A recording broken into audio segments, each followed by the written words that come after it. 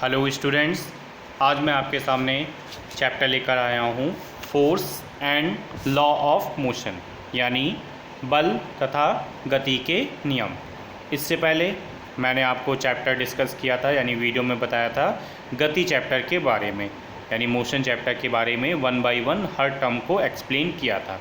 अगर आपको उसमें भी किसी टर्म में प्रॉब्लम है तो आप मुझे कमेंट सेक्शन में कमेंट कर सकते हैं। ठीक है, मैं आपके लिए वो टर्म को फिर से एक्सप्लेन करके वो वीडियो प्रोवाइड करूँगा। ठीक है, तो अगर आपने वो पिछले वीडियोस यानी पिछले चैप्टर के वीडियोस नहीं देखे हैं तो उनको पीछे देखकर फिर यहाँ पे आइए, क्योंकि अगर आपने पीछे टर्म्स नहीं डिस्कस किए हैं, नहीं समझे हैं, तो ये चैप्टर थोड़ा सा आपको समझने में कुछ प्रॉब्लम्स ज़रूर होगी। ठीक है, क्योंकि ये चैप्टर उसी से रिलेटेड है। ठीक है, तो इसलिए इस चैप्टर को ज़रूर समझिए। तो आइए देखते हैं, स्टार्ट करते हैं इस चैप्टर को। तो हम बात करते हैं force and law of motion की। ठीक है, जैसे कि हम जानते हैं कि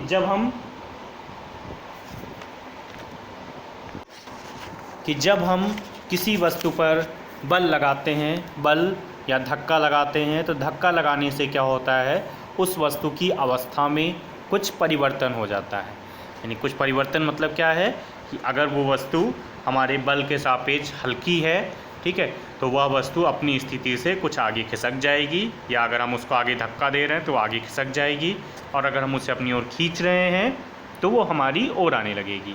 ठीक है, जैसे अगर कोई व्यक्ति साइकिल चला के आ रहा है, ठीक है, और उसे हम और उसी दिशा में धक्का दे देते हैं, तो धक्का देने से क्या होता है, उसकी स्पीड थोड़ी और बढ़ जाती है, यानी उसकी में गति प्रारंभ हो जाती है और बढ़ जाती है। ठीक है, और इसी से रिलेटेड बाइक्स वगैरह, कार वगैरह, ठीक है, उसमें हम क्या करते हैं, एक्सेलरेटर की मदद से स्पीड को बढ़ाते हैं। ठीक है, तो यहाँ पे कुछ इसी से रिलेटेड मैंने आपको लास्ट टाइम गति के समीकरण भी बताए थे कि गति का पहला समीकरण क्या होता है।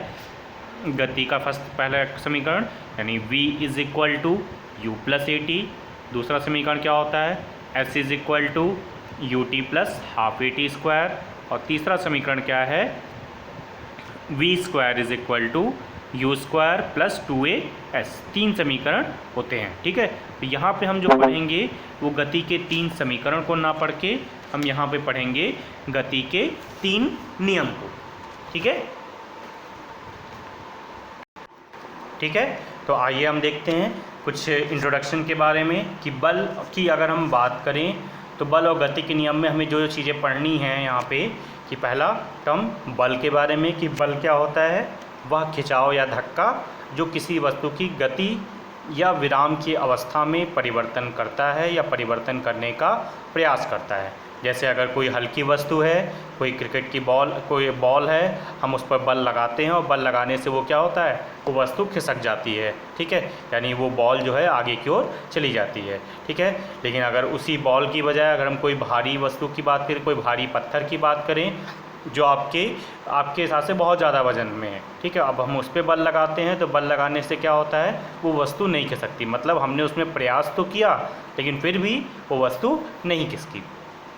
ठीक है, तो उसी तरह से बात करें, यानी जो बल क्या है, वह खिंचाव या धक्का जो किसी वस्तु की विराम या गति की अवस्था में परिवर्तन करता है या करने की कोशिश करता है या प्रयास करता है। ठीक है, कि हमने जैसे अगर किसी दीवार पर हम बल लगा रहे हैं, हम बल तो लगातार लगा रहे हैं लेकिन फिर भी हम उस दीवार को खिसका नहीं पा रहे हैं। मतलब क्या है कि हमने उस पर बल तो लगाया लेकिन हम उसको विस्थापित तो करना चाहते हैं, कोशिश तो कर रहे हैं, लेकिन वो विस्थापित नहीं हो रहा है। ठीक है, तो इस वजह से यहाँ भी बल कार्य जरूर कर रहा है लेकिन उसकी वैल्यू क्या है, यानी उससे विस्थापन क्या है, पूरी तरह से जीरो है। मतलब हम वर्क बिल्कुल भी नहीं कर रहे उस पर। ठीक है, तो अब बल के हम प्रकार की बात करें तो बल जो हैं वो दो प्रकार के होते हैं। एक बल होता है हमारे पास संतुलित बल यानी बैलेंस्ड फोर्स, और दूसरा होता है असंतुलित बल। ठीक है, तो संतुलित बल की हम बात करें कि जैसे कि अगर किसी वस्तु पर, ठीक है, कोई वस्तु है या कोई रोप है, उस पर दोनों साइड से बराबर बराबर फोर्स लग रहे हैं। ठीक है, यानी दोनों साइड से बराबर बराबर फोर्स लग रहे हैं और वो वस्तु कहीं भी खिसक कर नहीं जा रही। ठीक है, कहीं भी खिसक कर नहीं जा रही, तो उस फोर्स को हम उस समय हम कहते हैं कि यहाँ पे बैलेंस्ड फोर्स लगा हुआ है। ठीक है। जैसे हमने कहा एक बड़ी सी रस्सी है और उस रस्सी को कुछ लोग एक साइड से खींच रहे हैं और कुछ लोग दूसरे साइड से खींच रहे हैं, और अगर वो रस्सी किसी भी दिशा में नहीं जा रही, मतलब एक जगह फिक्स है, तो उस स्थिति में हम क्या कहेंगे कि वह उस समय उस वस्तु रस्सी पर कैसा बल है, यानी बैलेंस्ड फोर्स है, संतुलित बल लग रहा है। संतुलित बल की स्थिति में जो रिजल्टिंग फोर्स है, यानी जो नेट फोर्स जो वर्क करता है वो कितना होता है, 0 के बराबर होता है। और असंतुलित बल में वो हमेशा कुछ एक मान होता है उसका। ठीक है, तो आगे बात करें न्यूटन के गति के नियम। ठीक है, उसमें 3 नियम है, पहला नियम, दूसरा नियम और तीसरा नियम। तीसरे नियम में ही, ठीक है, यहाँ पे पहले नियम में ही हम जड़त्व के बारे में और द्रव्यमान के बारे में जानेंगे, दूसरे नियम में हम बल के बारे में जानेंगे, संवेग के बारे में जानेंगे, और तीसरे नियम में हम क्या जानेंगे, संवेग संरक्षण का नियम और क्रिया प्रतिक्रिया के बारे में जानेंगे।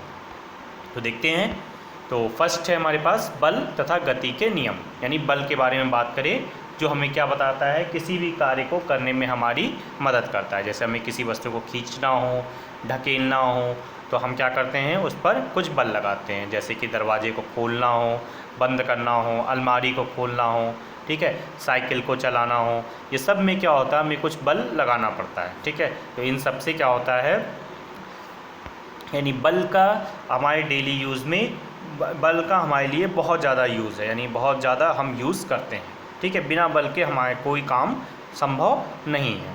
ठीक है, बल के प्रभाव की बात करें तो बल क्या कर सकता है, किसी भी स्थिर वस्तु को गतिशील बनाता है और बनाने की कोशिश भी कर सकता है। जैसे कि एक फुटबॉल को अगर हम पैर से जब मारते हैं तो वो क्या हो जाती है, गति करने लगती है। ठीक है, और बल क्या कर सकता है, किसी गतिशील वस्तु को स्थिर भी कर सकता है। जैसे कि अगर हम सामने से नहीं, अगर हम ब्रेक लगा के रोकें, ठीक है, किसी कार को अगर हम ब्रेक लगा के रोकें तो वो कार क्या हो जाती है, तो रुक जाती है। ठीक है, ये मत कोशिश करिएगा कि किसी भी कार को आप सामने से जाकर रोकें और कहे कि हमने तो बल लगाने की कोशिश की लेकिन वो कार रुकी नहीं। ठीक है, तो उसमें नुकसान आपका ही हो जाएगा। ठीक है, तो उसके बाद आगे बात करें कि बल क्या करता है, किसी भी गतिशील वस्तु की दिशा को भी बदल देता है। जैसे कि हम साइकिल का जब हैंडल पकड़ते हैं या कार की स्टीयरिंग को घुमाते हैं तो स्टीयरिंग पे हम बल लगाते हैं। ठीक है, और बल लगाने से क्या होता है, वो उसकी पूरी दिशा को, पहियों की दिशा को घुमा देता है, जिससे हमारी गाड़ी घूम जाती है। ठीक है, बल क्या कर सकता है, किसी वस्तु के वेग में परिवर्तन कर सकता है। जैसे कि हम एक्सेलरेटर का यूज़ करते हैं बाइक में, उसमें तो उससे क्या होता है, उस एक्सेलरेटर की मदद से उसके कई आगे स्पीड जो है काफ़ी बढ़ जाती है। फिर क्या है, बल जो है किसी वस्तु की आकृति और आकार में भी परिवर्तन कर देता है। जैसे कि अब आपने एक बेसिक सा एग्जांपल मैं आपको बताऊं कि बाज़ार में आपने देखा होगा कि एक जो लोहार होता है वो लोहे को पीट कर एक आकार दे रहा होता है। ठीक है, यानी जब वो लोहे को गर्म करता है तो गर्म करने के बाद उस लोहे पर हथौड़े से जब वो टुकड़ों से मारता है, हथौड़े पर लगातार चोट करता है, तो चोट करने से क्या होता है, उसका शेप जो है, यानी जो आकृति है और आकार है, उसमें परिवर्तन हो जाता है। ठीक है, कैसे परिवर्तन हुआ, जब उसने बहुत ज़्यादा बल लगाया, यानी जब उसने बल लगाया हथौड़े से। ठीक है, तो बल लग क्या करता है, किसी वस्तु की आकृति और आकार में भी परिवर्तन कर देता है। ठीक है, उसके बाद बात करें हम संतुलित बल और असंतुलित बल, यानी बलों के प्रकार, 2 प्रकार के, संतुलित बल और असंतुलित बल। तो संतुलित बल वो बल जिसमें नेट बल क्या होता है, शून्य होता है। जैसे कि मैंने आपको अभी एग्जांपल दिया भी था कि रस्सी के खेल में दोनों टीम रस्सी को बराबर बल से खींचती हैं और वह रस्सी एक ही जगह पर है, तो इस स्थिति में क्या होगा, परिणामी बल शून्य होगा। ठीक है, संतुलित बल क्या करता है, किसी भी वस्तु की अवस्था में कोई परिवर्तन नहीं ला पाता। ठीक है, क्योंकि ये क्या होता है, दोनों दिशाओं से समान परिमाण का लगता है। ठीक है, यानी जो वस्तु जहाँ पर रहेगी वो उसी जगह पर रहेगी, चाहे हम कितना भी बल क्यों ना लगा दें। अगर संतुलित बल है तो वो क्या होगा, वो वस्तु कहीं भी खिसकेगी नहीं। ठीक है, जैसे हमने कहा एक वस्तु पर हमने एक साइड से 10 न्यूटन का बल लगाया, एक वस्तु पर हमने एक साइड से 10 न्यूटन का बल लगाया और दूसरी साइड से 2 न्यूटन का बल लगाया। ठीक है, लेकिन फिर इसी वस्तु को लिया और हमने एक साइड से 100 न्यूटन का बल लगाया और दूसरी साइड से भी 100 न्यूटन का बल लगाया, तो तो अगर मैं आपसे पूछूं कि कौन सी वस्तु खिसकेगी, तो आंसर है हमारे पास ये नीचे वाली वस्तु खिसकेगी, ये वाली वस्तु नहीं खिसकेगी। क्यों? क्योंकि यहाँ पे तो बहुत ज़्यादा फोर्स लग रहा है 100 न्यूटन का, लेकिन नीचे तो केवल 10 और 2 न्यूटन के फोर्स लग रहे हैं। तो ऐसा क्यों हो रहा है? ठीक है, तो रीज़न ये है कि इसमें 10 न्यूटन और 2 न्यूटन का फोर्स तो लग रहा है, लेकिन अगर इन दोनों का डिफरेंस हम निकालें तो डिफरेंस निकालने पे कितना आ रहा है? 8 न्यूटन। ठीक है, और इस 8 न्यूटन के फोर्स की वजह से वो वस्तु आगे की ओर खिसक रही है। ठीक है, लेकिन अगर ऊपर वाले हम बात करें कि दो फोर्स हैं 100 न्यूटन और 100 न्यूटन, और अगर हम इसका डिफरेंस निकालें तो डिफरेंस निकालने पे हमें आंसर क्या मिल रहा है? 0। 100 माइनस 100 0, और 0 होने के कारण ये वस्तु कहीं पे भी खिसक नहीं रही है। ठीक है, तो ये हमारा संतुलित बल और असंतुलित बल भी आपको समझ में आ गया होगा। ठीक है, तो असंतुलित बल क्या है? जो किसी वस्तु की गति को बढ़ा देता है, वेग को बढ़ा देता है और उसके आकार और आकृति में भी परिवर्तन कर देता है। यह क्या काम करता है कि इस स्थिति में, यानी असंतुलित बल की स्थिति में हमें जो परिणामी बल मिलता है उसकी कुछ ना कुछ वैल्यू जरूर मिलती है, यानी वो कभी भी शून्य नहीं होता। ठीक है, तो असंतुलित बल और संतुलित बल दोनों का ही हमारे लाइफ में बहुत ज़्यादा यूज़ है। ठीक है, तो यहाँ तक आप इस टर्म्स को देखिएगा, समझिएगा, और कुछ भी प्रॉब्लम्स हो आपको वीडियो से रिलेटेड यानी किसी टॉपिक से रिलेटेड, तो आप मुझे कमेंट कर सकते हैं। Thank you class, have a nice day.